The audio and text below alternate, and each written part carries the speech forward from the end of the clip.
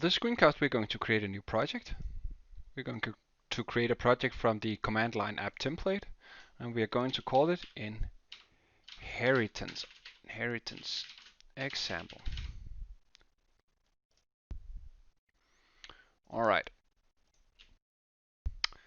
So inside of our project folder structure here, we're going to go into the package that you've created. Maybe you have given it another name, of course. And we're going to create a new class, and we're going to call that class person. Inside of person, we are going to assign person a couple of attributes. So for these attributes, we're going to make them private. So we're going to call this private string name and private int age. We're going to assign person a constructor that takes as arguments a string for a name and an int for an age.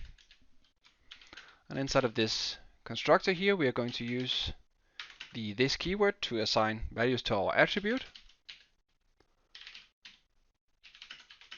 like so. We're also going to give this just a few methods. So we're going to give it a public string getName method that returns the value of the name attribute, and we're going to give it a public int getAge method that returns the value of the age attribute. Alright, so of course now I'm free to go into main and declare a new variable over here of type person. So we could call this person p1 equals new person, and now of course I have to provide it with a name and an age, like so. Now I can go in and call some methods on my p1 object.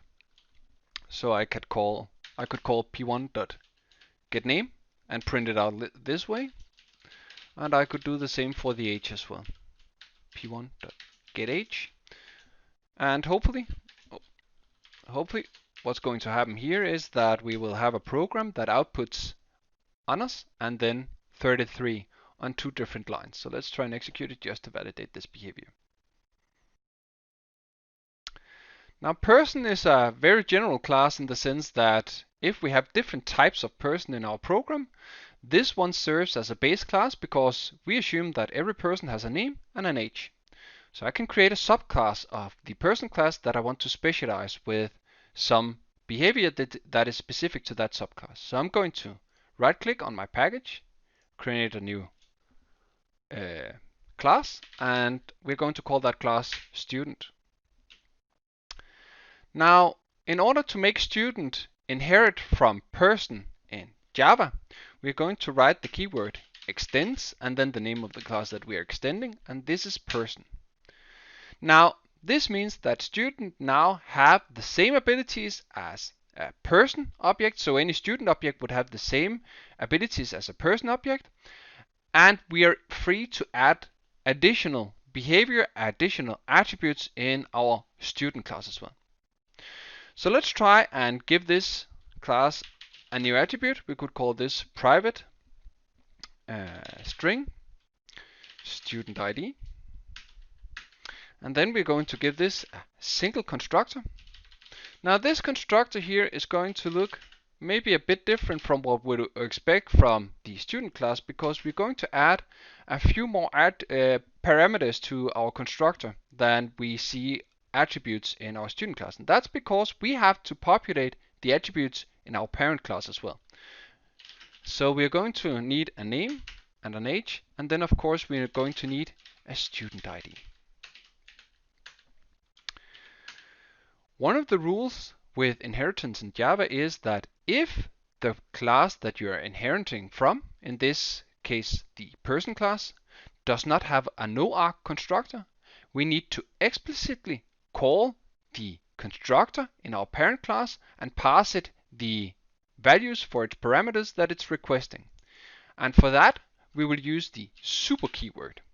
So we're going to write super, then pass on the value of the name parameter and the value of the age parameter. Now this means that we will call a constructor in our superclass person that takes as first argument a string and as second argument an int. Now we can check which constructor that is by holding down Control, at least if you're on a Windows computer, and then mouse clicking with a left click on this one, and it'll show us this is the constructor that you're not calling from your subclass. Back to our subclass, we need to also assign value to our student ID attribute. And of course it needs to get the value from the parameter that we are getting through our constructor call here. We're going to add just a single method to this class, public string get student ID. And of course in here we are going to return the value of the attribute student ID, like so. Right, now we can go back to main. Let's check here. Oops. I just need to make sure that I don't use caps when I didn't do it in my attribute name. Now we can go back to our main here, and now we can create a student object.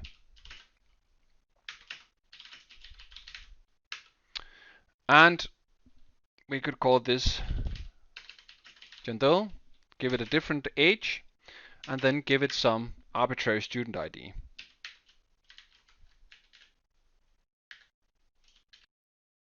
Like so. Now, when we are working with our student object, we'll see that we are able to call some methods on it. Of course, we are able to call the getStudentID method that we defined over here in our student class. But what we are also able to do is we are also able to call the getName method that we have inherited from the person class, and we are able to call the getAge method that we also have inherited from the person class. So let's try and see what we are able to do with our student object here.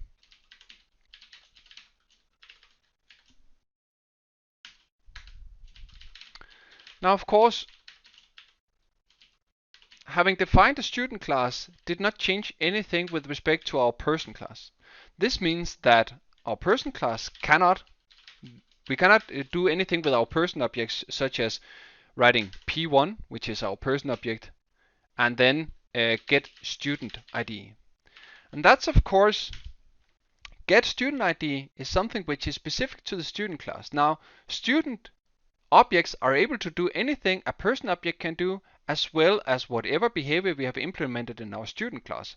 But this does not work the other way around, because up here in person we know nothing about any student class, and we know nothing about what it can do. So obviously person objects in general are not able to invoke the getStudentID method, because this is simply not known in the person class.